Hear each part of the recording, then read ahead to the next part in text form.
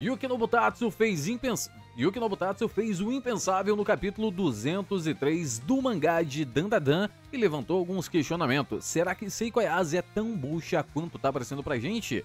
Fique você sabendo que as coisas serão completamente diferentes no vídeo de hoje. Então é claro, não se esquece de se inscrever nesse canal maravilhoso e largar aquela dedada amaldiçoada e previsiva no botão do like, no botão do hype, que me ajuda bastante. Fala, meus delinquentes, como vocês estão? Sonark Animes aqui falando, depois de um capítulo maravilhoso e uma semana ainda melhor, graças, é claro, à companhia de todos vocês. Para você que não sabe, estamos perto de atingir a marca de 6 mil inscritos, cada vez mais perto da nossa metinha de 10 mil. E quando isso acontecer, talvez Sonar quem raspe o cabelo? Talvez, depende de vocês a gente atingir isso, né? Mas indo direto ao assunto, a gente vai fazer as previsões completas do capítulo 204 do mangá de Dandadan, porque Yuki Nobutatsu, recentemente no capítulo 203, conseguiu enganar todos nós. Achamos que ele não iria pelo óbvio e o miserável fez isso. Foi pelo mais óbvio possível. Mas antes, é claro, de fazer as previsões e utilizar toda a minha delinquência e os poderes da Mãe de Ná, a gente precisa resumir, passar mais uma vez por todo o capítulo 203 e reviver traumas que ficaram extremamente profundos na nossa alma, exatamente como as costelas da Seiko Ayase que perfuraram os seus pulmões. Para resumir, bem resumindo o que acontece nesse capítulo, temos Seiko Ayase lutando contra um inimigo misterioso que finalmente foi nomeado. Ele é conhecido como a entidade espiritual Enenra, um yokai que é simplesmente fumaça, o exato karma para nossa queridíssima Seiko Ayase, que constantemente nos capítulos dá uma fumadinha no cigarrinho do capeta. Seria esse, com toda certeza, o karma dobrado. Os cigarrinhos que ela fumaram voltaram para se vingar dela no capítulo 203. O capítulo tem uma sequência brutal de ataques constantemente desferidos da nossa queridíssima Seiko Ayase, que infelizmente foi nerfada graças à batalha surpresa contra o Torinho Gozu. Ela está passando por 2 batalhas surpresas seguidas sem sequer ter se recuperado da primeira vez que ela entrou em combate. Durante o combate, Enenra mostra extrema superioridade com Seiko Ayase, sendo extremamente resistente e muito mais habilidoso pela primeira vez, tal que parece, né? Já que, continuando o capítulo, Seiko Ayase demonstra todo o seu potencial e, ativando seu Sharingan, consegue desviar de alguns ataques de Enenra, mas infelizmente não funciona muito bem, até porque ele transforma seu corpo constantemente em fumaça e o resultado é exatamente esse que você tá vendo aqui. Seiko Ayase é completamente obliterada, ficando à beira da morte, até que finalmente surge ele, o herói mais inesperado de todo esse mangá, mal olhado, carregando um ninja que ele recentemente destruiu, prometendo descer o cacete em Enenra. E aí que a gente levanta algumas perguntas, né?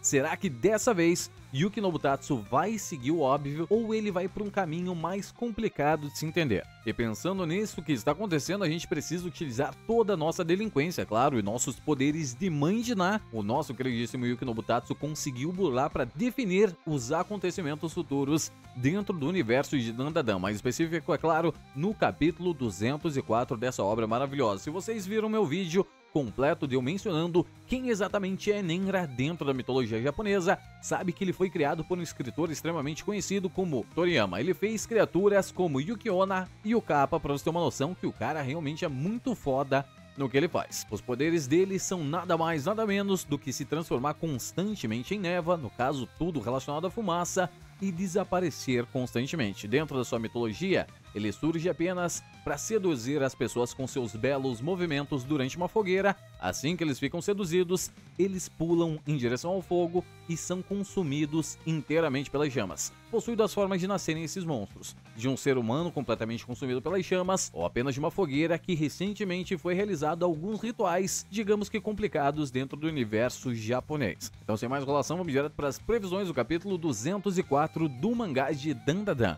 Primeiro, a gente tem que partir do princípio: se o Yuki Nobutatsu seguir pelo óbvio, ele vai continuar o quebra-pau exatamente como fez, mostrando pra gente o mal olhado indo diretamente pro campo de batalha. Seria extremamente interessante ver uma batalha deles, mas ao que indica, talvez, dessa vez, somente talvez, ele não irá pelo óbvio e mostrará o restante da batalha de Momoyase juntamente de Vamola. Notem que no capítulo 203, Vamola em momento nenhum reconhece Momoyase, até porque ela diz constantemente que possui um espírito em cima da sua cabeça. Talvez ela escute instruções da Momoyase durante essas batalhas e acabe evitando de sofrer alguns danos, e é aí que eu acho que talvez teremos uma evolução de poder na nossa queridíssima Vamolinha. Ela precisa de todos os personagens, é a que mais precisa de uma troca no traje, e espero que isso aconteça o mais rápido possível. Se formos ter a batalha de Momoyase, teremos de uma vez por todas em um único capítulo, é claro, Momoyase utilizando todos os seus poderes para derrotar o camaleão alienígena o mais rápido possível. Ela não pode perder tempo, até porque ela está extremamente preocupada com Seiko Ayase, ouvindo diversos barulhos, ouvindo diversos gritos, sem saber o que diabos está acontecendo. Precisam ser capítulos rápidos, porque a gente tá com aquele tempinho acelerado em relação à quebra de maldição de Momoyase, e o camaleão não pode apresentar problemas para ela,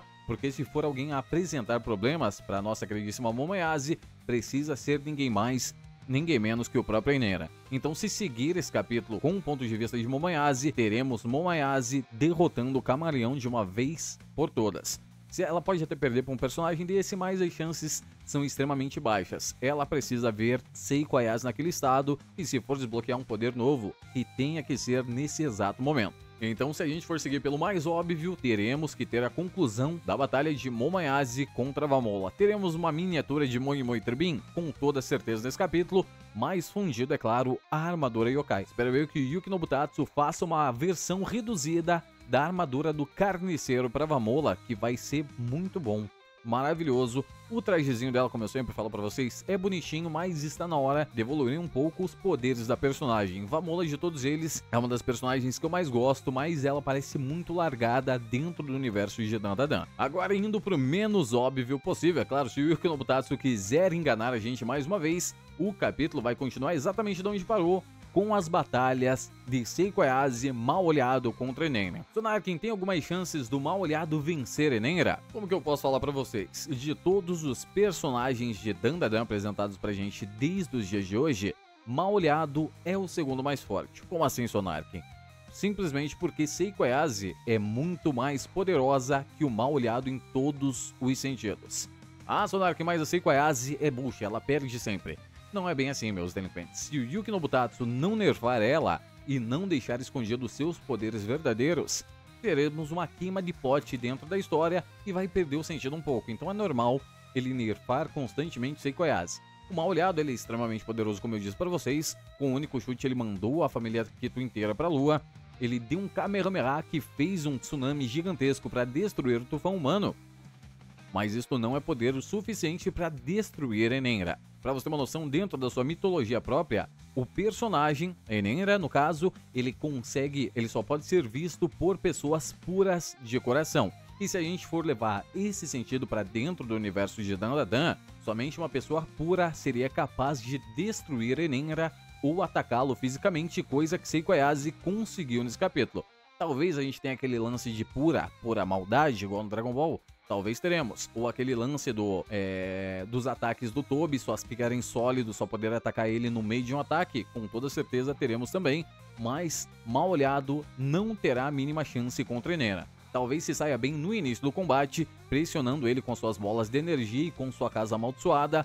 Mas estamos vendo o mal olhado entrar nesse combate, para ser bem sincero com vocês, somente por causa da segunda temporada do mangá de Dandadan, e aí precisa dar um hype a mais no personagem, entendeu? É aqueles hypes de gancho, você já sabe como funciona. Então o capítulo vai seguir com as batalhas de Mal Olhado e Enenra. Mal Olhado se sobressaindo no começo da batalha, utilizando sua casa amaldiçoada, utilizando a sua bola de rancor, que com certeza vai quicar pelas estruturas. E no momento certo, Seiko Ayase vai fazer alguma maracutaia utilizando seu Kung Fu maluco para se livrar de Enenra de uma vez por todas? Talvez, mas ela pode ser também desaparecida no meio da fumaça. Exatamente isso, essas são as opções que a gente tem para Dandadan. Meus poderes de Mãe Diná, infelizmente, são limitados, ainda mais quando o Yuki Nobutatsu deixa muitas possibilidades em aberta. A gente tem toda a história do pau do Ocarão ainda, a gente quer ver ele com o pau fortalecido, mas vou ser bem sincero com vocês, capítulo 204 precisa ser focado no arco atual. Aquela sensação de tempo correndo, a gente está perdendo aos pouquinhos, com essa enrolação que tá tendo nesse arco. Mas, na minha visão, um dos melhores capítulos em todos os sentidos de Dandadan. Mostra que essa obra tem um potencial de combate completamente absurdo. Todas as cenas de combate de Seiko Ayase são extremamente bem coreografadas. Yuki Nobutatsu tem um talento gigantesco na arte do seu mangá. Agora só falta ele começar a responder uns misterinhos pra gente e não abrir ainda mais mistérios. Para resolver essa situação, por um milagre, talvez eu tenha um chute que teremos um novo salvador nesse capítulo. No 204, uma silhueta misteriosa talvez apareça. Pode ser Saint-Germain, pode ser Saint-Jomé, querendo descobrir quem diabos usa a aparência dele. Mas aí é com vocês, né? Também, é claro, quero saber as opiniões de vocês no comentário. O que você acha que na realidade é Nenra? Um espírito ou não passa de um simples humano com um poder yokai? E qual é o intuito dele? Seria ele o homem por trás da volta do deus do fogo, Kagutsushi, filho da deusa Izanami? Muito obrigado a todos vocês que chegaram até aqui. Lembrando, claro, não se esqueça de se inscrever nesse canal maravilhoso, largar aquela dedada maravilhosa e amaldiçoada no botão do like, me ajuda bastante. Sonar quem diz tchau.